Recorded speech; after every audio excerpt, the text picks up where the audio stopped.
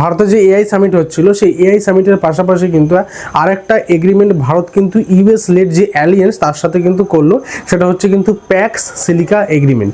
এবার আমরা আসি এই প্যাক্স সিলিকা এগ্রিমেন্টটা কি এবং এটা আমাদের ভারতবর্ষের জন্য বা আমাদের ইন্ডিয়ার জন্য এত সিগনিফিকেন্ট কেন। এই প্যাক্স সিলিকা এগ্রিমেন্ট অ্যাকচুয়ালি বর্তমানে কিন্তু 8খানা দেশ রয়েছে, সেটা হচ্ছে তোমার ইউএস, ইউকে, তারপরে হচ্ছে তোমার নেদারল্যান্ডস, অস্ট্রেলিয়া, তারপরে Japan, south Korea, UAE, Netherlands, তো এই সমস্ত দেশগুলো রয়েছে। তো এই প্যাক্স সিলিকা এগ্রিমেন্ট করার মেন উদ্দেশ্য হচ্ছে এই যে সিলিকন যে চেনটা, মানে সেমিকন্ডাক্টরের যে সিলিকন চেনটা, সেটা যেন মানে আনকম্প্রোমাইজ থাকে, মানে একটা সাপ্লাই চেনটা যেন ডিসরাপটিভ না হয়। আর চায়নার যে অত্যাধিক ডমিনেন্স ক্রিটিক্যাল মিনারেলসের ওপরে, সেই ডমিনেন্সটা মানে যেন কিছুটা কম হয়। যেমন ভারত কিন্তু চায়নার ওপর এই ক্রিটিক্যাল মিনারেলসের জন্য মারাত্মকভাবে ডিপেন্ডেবল, প্রায় 30%-এর উপরে কিন্তু চায়নার থেকে কিন্তু এই চিপ বলো সেগুলো কিন্তু আসে, যেটা কিন্তু এই রিয়ার আর্থ মিনারেলস দিয়েই তৈরি হয়। তোমরা যে মোবাইলটা ইউজ করছো, তোমরা যে কম্পিউটারটা ইউজ করছো বা ইলেকট্রনিক যে ভেহিকেলটা ইউজ করছো, সেখানে যে ব্যাটারি বা মোবাইলের যে চিপটা, যেমন স্ন্যাপড্রাগন চিপ বলো, তারপরে তোমার এই যে বিভিন্ন রকমের যে চিপের নামগুলো রয়েছে, সেই চিপটা যে তৈরি হচ্ছে না সেগুলো কিন্তু ওই রিয়ার আর্থ মিনারেলসগুলো কিন্তু ব্যবহার করা হচ্ছে।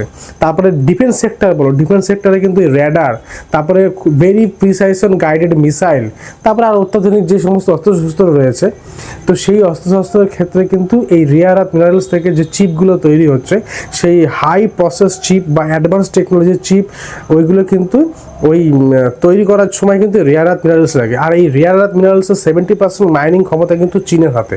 আর শুধু তাই নয়, 90% কিন্তু প্রসেসিং, মানে ওই যেটা মাইন করে যেটা তোলা হচ্ছে রিয়ার আর্থ মিনারেলস, সেটাকে কিন্তু প্রসেসিং করতে হয়, সেটাকে সুন্দরভাবে মানে ব্যবহার করার জন্য উপযোগী করে তুলতে হয়, সেইটার ক্ষমতাও কিন্তু চীনের হাতে রয়েছে 90%।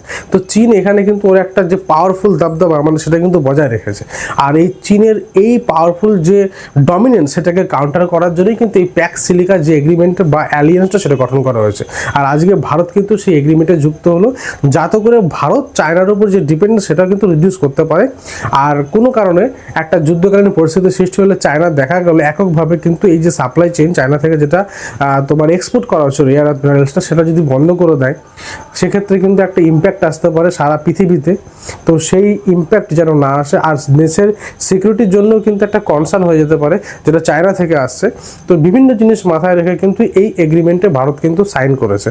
তো এটা একটা খুব গুরুত্বপূর্ণ ইনফরমেশন ছিল, আমার মনে হয় তোমাদের সাথে শেয়ার করে নেওয়া খুব জরুরি ছিল, যে দেশটাকে তোমরা ভালোভাবে জানো যে কোন এগ্রিমেন্ট কখন কি সাইন হচ্ছে, মানে দেশের হিতের জন্য তোমরা ছোট থেকে ছোট জিনিসগুলো জানো।